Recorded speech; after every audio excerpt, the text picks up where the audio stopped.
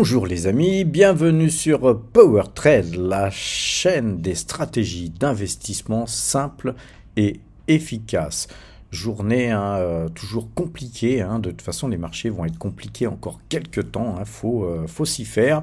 Donc voilà, on ne fait pas grand chose et aujourd'hui, comme les résultats publiés par L'Oréal était très bon, nous avons acheté 5 titres L'Oréal pour compléter notre position qui d'ores et déjà pèse 1,61% de l'intégralité de notre portefeuille. On est juste derrière en fait notre portefeuille crypto, c'est assez incroyable, les cryptos, malgré la baisse qu'il y a eu récemment sur les cryptos, eh bien nous avons quand même une très grosse position sur les cryptos puisque nos cryptos pèsent un peu plus de 21 000 euros. Voilà, donc pour ce qui a été acheté aujourd'hui, on va voir à quel prix nous avons acheté tout à l'heure. Et voilà, le portefeuille a été très erratique aujourd'hui, surtout que nous avons eu Total Energy qui avait pas mal baissé à un moment donné, mais voilà, elle s'est reprise en fin de séance. On n'a toujours pas clôturé sur le CAC 40, donc voilà, je vous fais cette vidéo un petit peu avant la clôture, car comme vous le savez, je suis en Thaïlande actuellement et qu'avec le décalage horaire, voilà, je préfère terminer un petit peu plus tôt et vous poster ça un petit peu avant les heures habituelles. Notre portefeuille quand même se tient bien, puisque nous gagnons 9,01% depuis le début de l'année. C'est 102 192 euros qui sont donc gagnés depuis le 1er janvier 2024. Allons voir à présent sur Fortuneo pour voir à quel prix nous avons donc acheté ces 5 titres L'Oréal. Eh bien, ces 5 titres L'Oréal ont été exécutés à 445,35. Donc les amis, regardons un petit peu maintenant les valeurs que nous avons en portefeuille et on va commencer par L'Oréal, c'est bien normal puisque nous avons acheté 5 titres L'Oréal. Vous avez vu que nous avions acheté ici au mois de novembre 2022 à 392,20, on avait revendu à 453,45, ensuite on avait acheté à 440,90 et 443,30. Et puis, nous avions acheté aussi à 424,95 et 433,05 ensuite. Et donc, nous avions vendu ces 10 titres à 424 qui avaient été donc vendus à 439,80. Et donc, on va dire qu'on a eu un petit peu le nez fin d'alléger sur L'Oréal, puisqu'ensuite, ça a été erratique, mais ce titre a relativement beaucoup baissé, puisque on a été au plus bas, on a été sur du 407,85. Donc nous, on n'a pas acheté à ces prix-là, mais on avait déjà commencé à acheter ici à 437,20.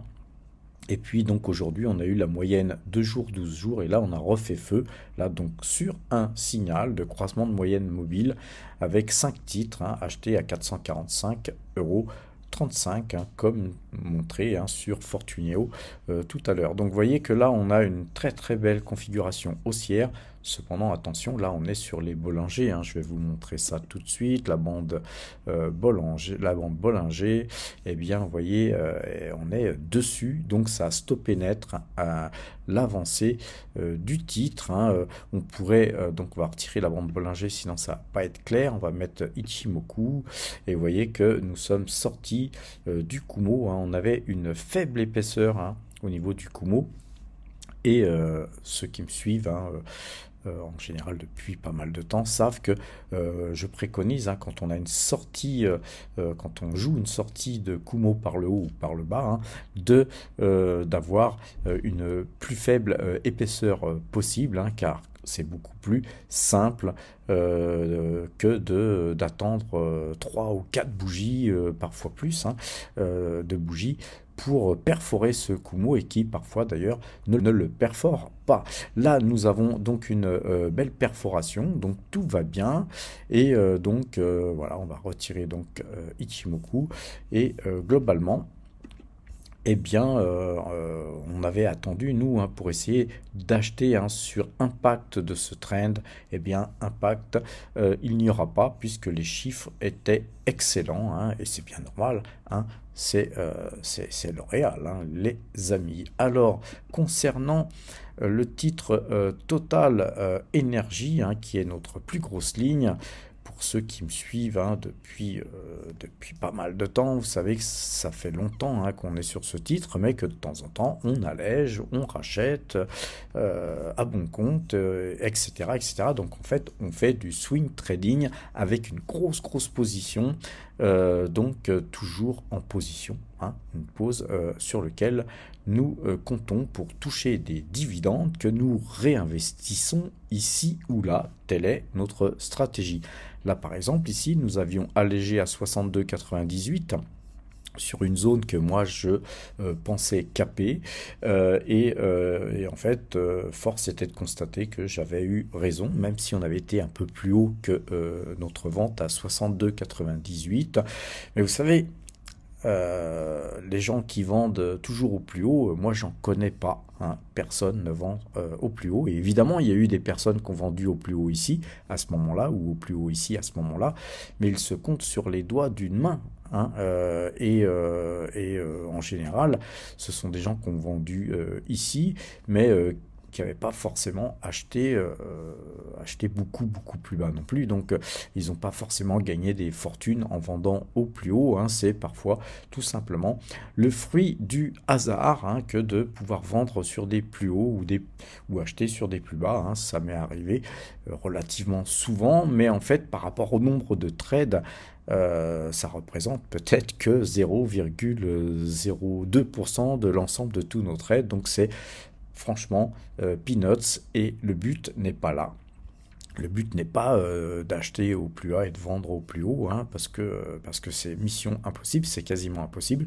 Mais le but, c'est d'extraire une partie de la performance ou la totalité de la performance à un moment où c'est intéressant de le faire. Comme là, par exemple, on a accumulé pendant toute cette période, on a accumulé beaucoup de titres à une très grosse position et nous avions ici à 66,91 allégé de 1360 titres. Vous voyez que ça nous arrive de vendre des actions totales. Donc, par contre, nous souhaitons, nous, si nous allons plus bas, acheter du Total Énergie, mais plus bas. On ne va pas racheter à 66, 67, vous voyez. Donc là, on a eu, malgré une bougie verte aujourd'hui, on a eu la moyenne 2 jours, 12 jours sur Total qui a croisé à la vente, hein, et donc l'action Total Énergie pour moi est vendeuse, elle tient bien, elle consolide bien. Ça sera peut-être un faux signal, personne ne sait, hein. En tout cas moi je ne le sais pas.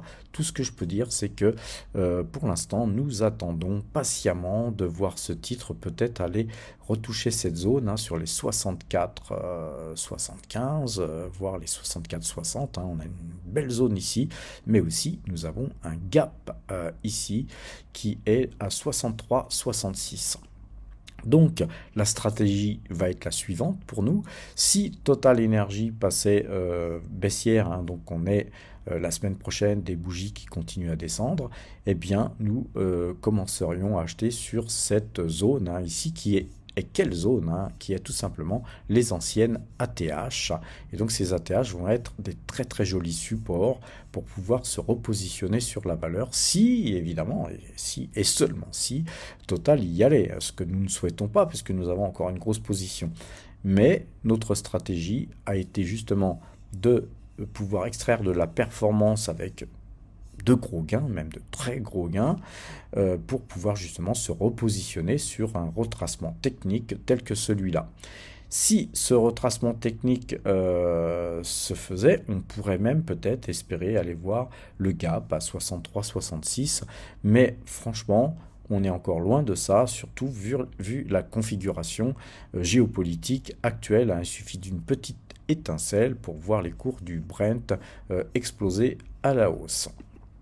D'ailleurs, en parlant d'explosion à la hausse, nous allons regarder le titre donc Esso hein, qui hier, je vous l'avais dit, avait cassé ses plus hauts historiques ici. Et donc, eh bien, nous continuons sur notre lancée, hein, sur SO, et donc on a encore eu une belle journée de hausse sur le titre SO, hein, qui cote là actuellement 160,20, hein, donc on est même encore plus haut, hein, que sur le tableau, hein, puisque je crois que sur le tableau j'avais mis 160, donc elle continue, hein, même en clôture, hein, à chercher des plus hauts, et là donc nous sommes dans une configuration très très acheteuse sur le titre, et c'est normal. Allez voir l'article qui avait été écrit en date du 15 février sur PowerTrade.fr, hein, notre nouveau site, hein, qui vous permet aussi un petit peu de pouvoir compléter tout ce qui se dit sur ces vidéos. Donc on conserve, nous, précieusement le titre SO. Par contre, acheter sur ces zones-là, hein, beaucoup me demandent, est-ce qu'il est encore temps d'acheter du SO sur ces zones-là? Eh bien, je dirais qu'il faut être très couillu, hein, pour acheter après une hausse pareille, hein, parce que nous, on a acheté à 71,95, on a doublé notre position à 121, mais là, à 160, notre première pause a plus que doublé. Donc, vous voyez, même moi, hein, je suis relativement très tenté de prendre des bénéfices sur la moitié de ma pause, puisque nous pourrions extraire une performance très très importante. Cependant, la patience, la patience, la patience, les amis, il faut être patient en bourse, hein, et par contre, il ne faut pas non plus agir en mode FOMO, à se précipiter avec de la rage au ventre parce que vous avez loupé un signal.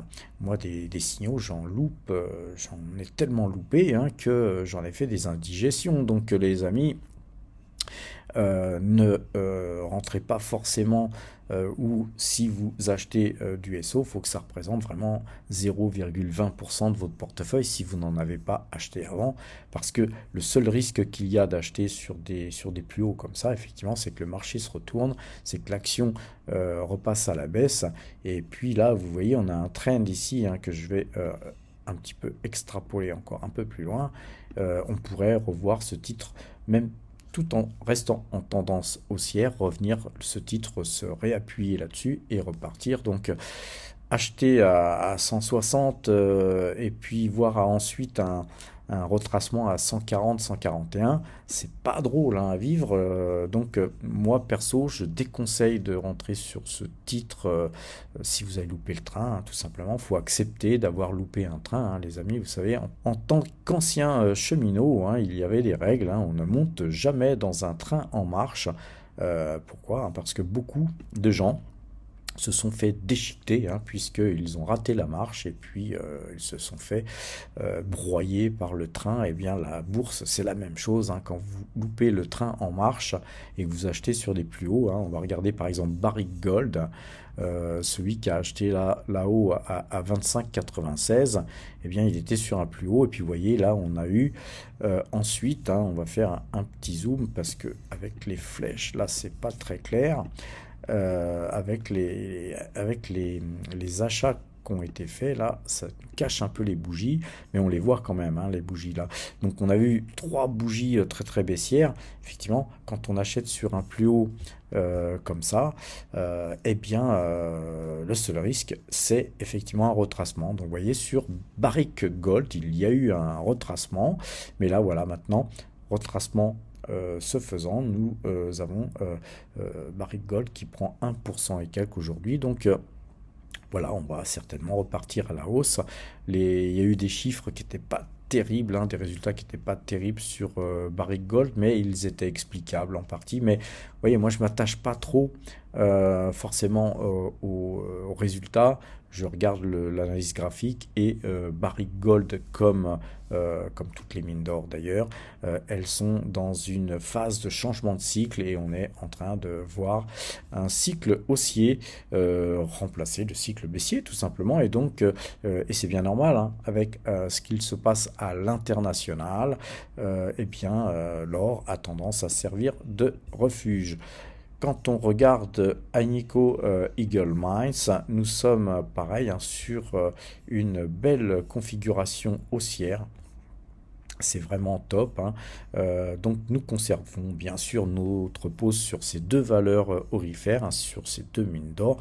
Bien sûr, on gagne plus sur Agnico Eagle Mines, puisque nous l'avons acheté à 83,90 dollars canadiens et qu'aujourd'hui on est à 87,47.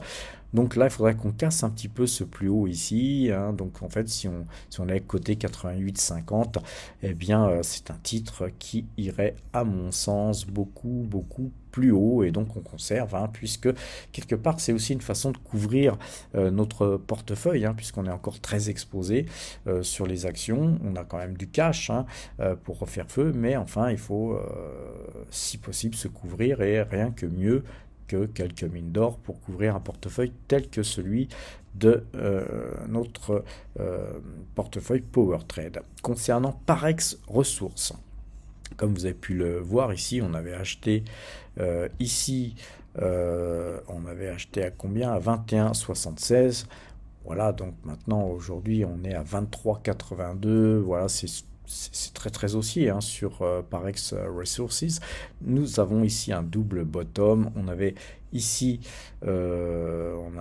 parlé, hein, de ce double bottom, et que voilà, ça aurait été peut-être bien de refaire feu ici. Nous ne l'avons pas fait. Voilà. Encore une fois, on ne peut pas toujours tout faire, et il faut accepter d'avoir loupé certaines hausses ou certaines ventes, hein. Parfois on loupe des ventes, hein, on loupe des prises de bénéfices, hein, et puis voilà, il faut savoir vivre avec, hein, parce que sinon, voilà, ne faites pas de bourse, hein, si vous n'acceptez pas les erreurs, si vous n'acceptez pas de vous tromper. C'est mission impossible, hein, puisque nous faisons toujours des erreurs, et moi le premier. Le plus important, c'est de les accepter et de ne pas les cacher, hein, surtout quand on est youtubeur, hein. C'est pas chose sympa que de ne pas dire la vérité aux gens qui nous écoutent. Alors concernant Petrobras, hein, vous savez qu'avec Petrobras, hein, j'aime bien dire qu'on brasse, car c'est une valeur. C'est une superbe valeur qui verse un gros dividende, hein, comme Ecopétrol d'ailleurs, qu'on va aller voir tout de suite après. Et bien là, vous voyez, on a par deux fois tenté de combler ce gap une fois, deux fois encore aujourd'hui, et là comblé, mais reprise de bénéfices. Donc moi, tant que la bougie n'a pas clôturé au-delà du gap, hein, pour moi c'est pas un gap qui est complètement comblé, donc je pense que voilà, on va devoir attendre, hein, de casser ces deux plus hauts, hein, et a priori, hein, c'est une valeur là qui a le vent en poupe. Elle est partie, hein, pour aller taper ses plus hauts, hein, surtout vu les cours du pétrole et la conjoncture internationale géopolitique très tendue. Concernant donc Ecopétrol, eh bien Ecopétrol monte aussi un peu moins que Petrobras. Mais voilà, Ecopétrol a une belle bougie aujourd'hui, mais voilà, on est toujours sur une moyenne mobile 2 jours, 12 jours, avec en fait un retracement, hein, de cette très très forte hausse que nous avions vue là. Donc voilà, hein, globalement, nous avons acheté, nous, à 12,51 et 11,80. Voilà, on est à 11,53, mais on a versé des dividendes, on l'a traité, cette valeur, je ne sais pas combien de fois, donc on est très très à l'aise à conserver cette position sans trembler, hein, puisqu'on a gagné tellement d'argent avec Ecopétrol comme avec Petrobras, que ce sont des lignes de fonds de portefeuille comme Total Energy, et donc quelque part c'est une diversification dans le secteur pétrolier pour nous. On va terminer sur le graphique de Tesla, hein. Peut-être qu'on ira voir quand même les indices avant de nous quitter, hein. Ça serait quand même pas mal, vu que c'est le week-end, on va faire le point. Donc Tesla, pour ceux qui me suivent, hein, tous les jours ou régulièrement, vous savez que malgré notre achat que nous avons fait ici sur un possible rebond, hein, de la moyenne 2 sur la moyenne 12, avec bien sûr l'hypothétique possibilité de casser ce trend et d'aller effectivement aller toucher ce trend-là fut une erreur, hein, mais voilà, on l'accepte. Encore une fois, sur Power Trend, nous montrons nos tops, mais aussi nos flops. Et là, donc, c'est pas vraiment un flop puisque ce n'est que 10 titres, les amis. Et 10 titres hein, sur un portefeuille comme Power Trade, hein, 10 titres Tesla, c'est même pas 2000 $, donc c'est en gros peanuts, hein, c'est pas grand chose. Mais comme je vous l'avais expliqué ici, moi Tesla, j'ai envie de la suivre vraiment, vraiment comme il faut. Et pour bien suivre une valeur, il faut l'avoir en portefeuille. Un minimum, c'est ce qu'on appelle avoir le couteau dans la plaie, et là nous avons le couteau dans la plaie parce que nous sentons bien que nous perdons de l'argent là, hein, les amis, sur cette valeur là, hein. Sauf que voilà, d'avoir pris une petite ligne sur Tesla me permet de vous dire depuis lors, n'achetez pas Tesla car le graphique est pourri, nous sommes dans un range très baissier. Encore aujourd'hui, hein, on va regarder, donc on n'a pas clôturé, hein, encore une fois, hein, on n'a pas clôturé, mais encore aujourd'hui, même avec cette bougie verte ici, hein, on voit qu'on a ici une île, et que tant qu'on n'aura pas recomblé cette île, au moins ici, mais plutôt surtout ici, eh bien cette île va peser sur les cours, hein, une île baissière, c'est très très baissier, donc je pense que Tesla va continuer à baisser. Vous me pardonnerez hein, si je me trompe, mais en théorie, hein, graphiquement en tout cas, c'est en fait ce que nous dit l'analyse graphique. Mais de toute façon, peu importe hein, qu'on soit très baissier par rapport à une île entre deux séries de cours, ce qui est très important, c'est de ne pas acheter tant que ce trend ne sera pas cassé. Et donc pour casser ce trend, hein, il faudrait bien sûr, dans l'instant T, hein, dans la semaine qui suit, il faudrait au moins combler les gaps. Sans quoi, évidemment, il n'y aurait pas cassure de ce trend. Alors, je vous avais dit qu'on allait voir les indices. Alors, un indice, on va dire précurseur, hein, c'est d'abord le Nikkei. Hein, aujourd'hui, hein, d'ailleurs, la moyenne 2 jours, 12 jours est très vendeuse hein, sur le Nikkei. On a fait des sommets extrêmement hauts hein, sur le Nikkei. Donc, globalement, le marché japonais est très baissier et c'est bien normal. C'est des prises de bénéfices, surtout hein, vu la conjoncture actuelle. Donc, le Nikkei nous permettait ce matin d'agir avec beaucoup plus de prudence que nécessaire, vu justement cette baisse de 2,66% quand même. On va regarder l'or aussi, qui est un indicateur très très important qu'il faut regarder. Eh bien l'or, malgré une faible hausse hein, de 0,52%, eh bien l'or nous montre une résilience à la hausse, hein, donc c'est toujours haussier hein, sur l'or tant que ce trend blanc ne sera pas cassé. Et puis après, bon, si ça continue à monter, on retracera d'autres choses. Mais pour l'instant, l'or, c'est quelque chose de très haussier. Concernant donc le Brent, eh bien le Brent, je vous l'ai montré par plusieurs fois. Hein, moi, je m'attache à cette figure-là surtout. Même si le Brent baisse encore un petit peu là actuellement, nous avons un magnifique double bottom et aussi un bol, hein, une assiette qui est vraiment très parlante. Je pense, hein, je persiste à penser que nous allons casser ces 92,84 $ sur le Brent et aller certainement nous balader sur les 98 voire 100 $, qui est vraiment un seuil psychologique, hein, 100 $. Donc nous irons certainement là au minimum à mon avis, surtout si ça pète au niveau de l'Iran, hein. Si on va voir comment l'Iran réplique, hein, mais je pense qu'à force de répliquer, de répliquer, de répliquer, il y a un moment donné, je pense que c'est inéluctable de voir effectivement les choses finir par s'envenimer.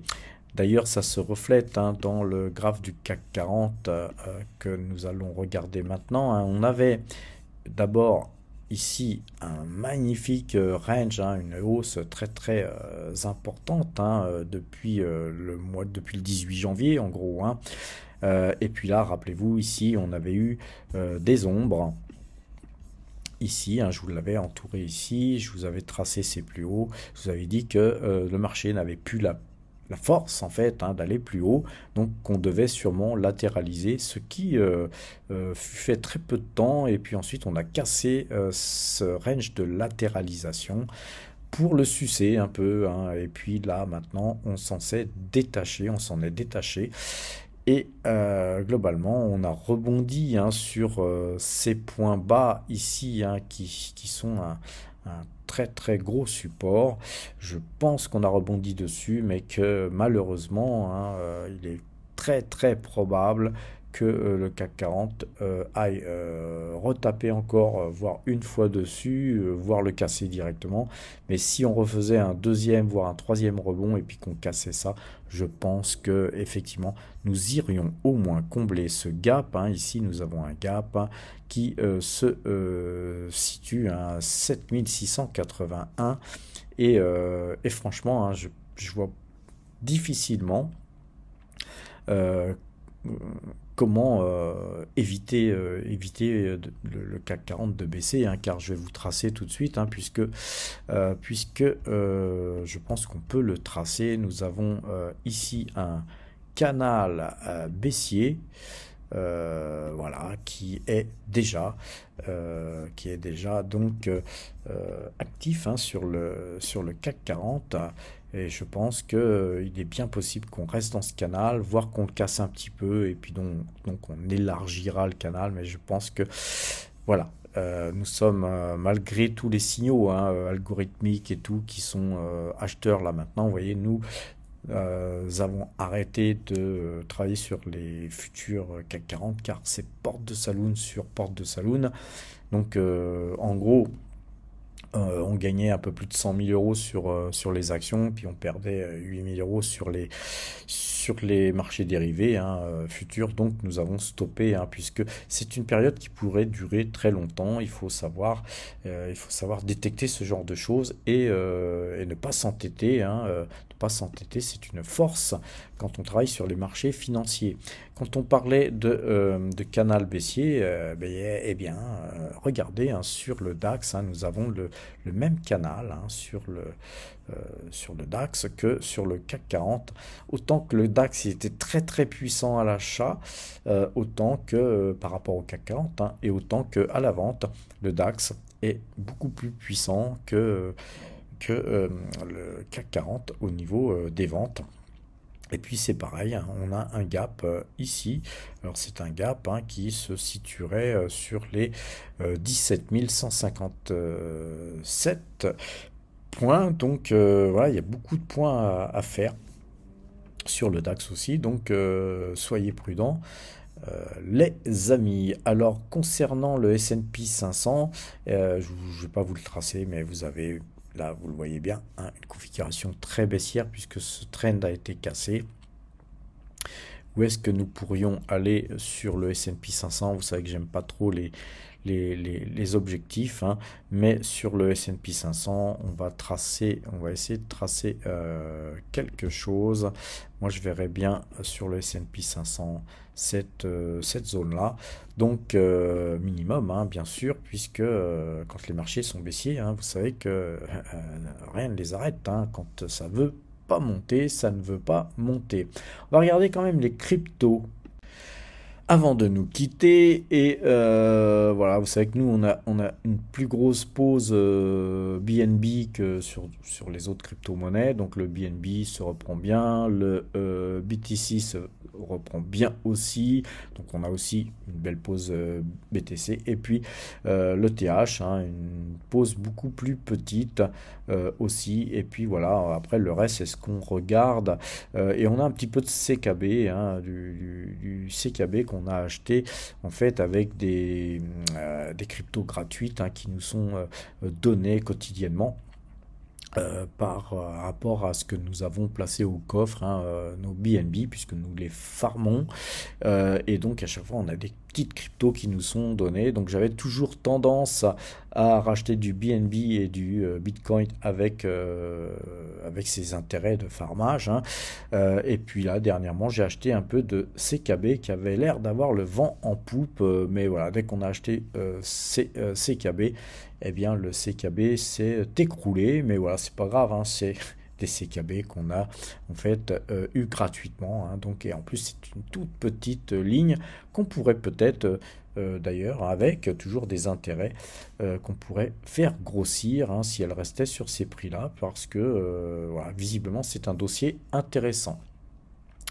Voilà, on lorgne aussi, hein, les nouveaux trackers qui sont sortis. Il se pourrait que voilà, bientôt nous ouvrions une petite ligne tracker, hein, l'histoire de pouvoir faire aussi du swing trading, car vous savez que les cryptos purs que je conserve, je les hold et je fais pas du tout d'achat, de vente, hein, je fais pas du tout de trading sur les cryptos parce que c'est très difficile au niveau de l'analyse graphique.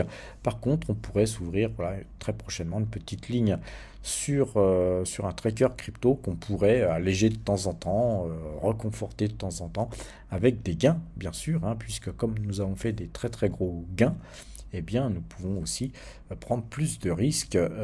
C'est le but, hein, les amis, c'est le money management. Et effectivement, sur des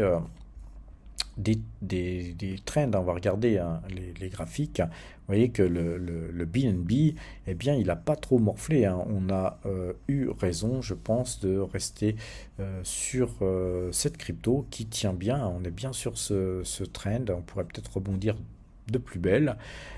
Si on regarde sur le très long terme, c'est quelque chose que moi j'avais acheté, je ne sais plus, à 37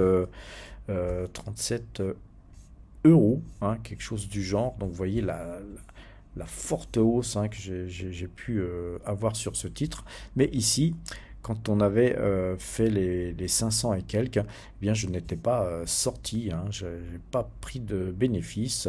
Donc effectivement, on va voir à quel prix j'avais acheté. J'avais acheté à peu près par ici. Vous voyez, on sortait de ce canal. Et donc j'avais commencé à acheter. Et puis j'ai acheté en 2021 pas mal en fait, hein, quasiment en mode DCA, parce que vous voyez, moi je suis contre la DCA, mais sur les cryptos, faire de la DCA, c'est pas forcément stupide, hein, puisque faire de l'analyse graphique sur les cryptos, c'est pas chose facile. Donc on a acheté, voilà, vraiment très très peu cher, et aujourd'hui on a des gains énormes. Et regardez sur en fait les objectifs possibles sur le BNB, c'est quand même, on va imaginer que ce trend il va continuer à monter et puis que le BNB va pas exploser à 700 dollars tout de suite, hein. Et donc les 700, c'est vraiment une résistance importante et je pense que le BNB ira très très facilement à 700 et même voire au-delà. C'est l'analyse graphique hein, qui nous le dit. En termes d'objectifs, maintenant, il va falloir voir hein, est-ce que le BNB va tenir hein, sur ces niveaux. Voilà, moi je parie que oui. Et en tout cas, nous conservons, nous holdons hein, nos BNB en tout cas.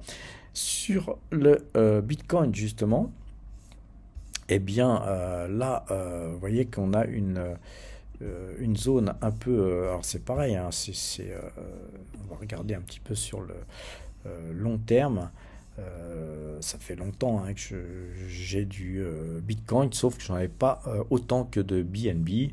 Et puis là, vous voyez que là, par contre, l'analyse graphique nous dit que le temps que ça monte, eh bien, nous pourrions aller sur les 100 000 dollars. Donc, beaucoup de gens voient 100 000 dollars comme moi, hein. Il suffit de lire un peu la presse, hein. Beaucoup de personnes voient ça tout simplement parce que l'analyse graphique nous donne ces points, hein. Il y a pas, ce ne sont pas des devins, hein. Et en général, l'analyse graphique, ça fonctionne plutôt bien. On est quand même sur un canal très très haussier. Donc vu que ce canal sur le Bitcoin était très haussier, il est tout à fait normal qu'on latéralise un minimum ici, sauf qu'évidemment il y a beaucoup de volatilité parce que il y a des gens qui pensent que ça va aller là, mais il y a des gens qui pensent que ça va aller là, donc évidemment vu les sommes, ça se bat, hein, c'est du combat, et à voir maintenant qui va gagner ce combat. Et à présent, nous allons bien sûr nous quitter, mais j'aimerais vous montrer hein, l'horloge du décompte, hein, du halving du Bitcoin qui va à peu près, hein, puisque c'est une estimation, à peu près commencer dans 9h, 23 minutes, 14 secondes, 13 secondes maintenant, 12 secondes maintenant, et c'est parti, c'est parti. Donc vous voyez que une fois que ce halving sera passé, et bien évidemment on n'en parlera plus, mais il va falloir absolument observer ce qui se passe hein, sur les cryptos et surtout sur le Bitcoin, hein, parce que c'est surtout lui qui est concerné. En général, normalement, on a toujours observé des baisses derrière le halving pour pouvoir repartir ensuite beaucoup plus fort. Mais je fais partie, moi, des gens qui pensent que eh bien, les marchés financiers, hein, et notamment tout ce qui est graphique, c'est aussi fait pour prendre tout le monde à contre-pied. Souvent, les choses ne se passent pas tout à fait comme on pense, hein, puisque beaucoup de gens pensent que puisque ça s'est toujours passé comme ça va continuer. Eh bien, moi je préfère observer, on va regarder si vraiment il y avait une baisse, eh bien j'achèterai un petit peu, mais avec des trackers, hein, justement pour pouvoir m'en séparer facilement, parce qu'en fait effectivement c'est beaucoup plus facile pour moi d'opérer sur les marchés financiers purs, hein, plutôt que sur Binance, hein, puisque Binance c'est un petit peu quand même complexe à manœuvrer, hein. Moi je suis pas super à l'aise avec Binance, mais je m'y fais, hein, mais voilà, j'ai pas trop envie de perdre du temps pour passer mes ordres, et c'est beaucoup plus simple hein, de passer par mes courtiers traditionnels. Voilà hein, les amis, donc le halving hein, dans 9h 21 minutes et 21 secondes. Je vous souhaite une bonne soirée, un bon week-end. Je pense que ce week-end je vous ferai une vidéo encore, peut-être dimanche, je sais pas. Tout dépendra de mon élan de paresse ou de courage. En tout cas, je vous dis, portez-vous bien.